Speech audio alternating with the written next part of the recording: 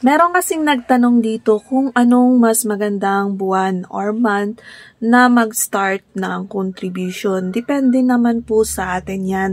Kung meron po kayong pwedeng isave ngayon, then now is the best time. Okay lang naman na hindi natin aantayin yung first quarter of the year bago po tayo mag-save. Baka maubos pa yung savings mo.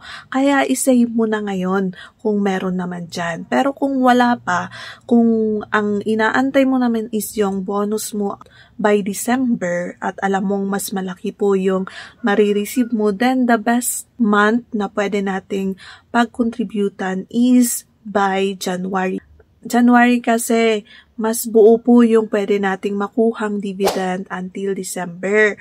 Pero depende talaga po yan sa atin. Kaya kung meron ngayon, then ngayon na na-save mo yan.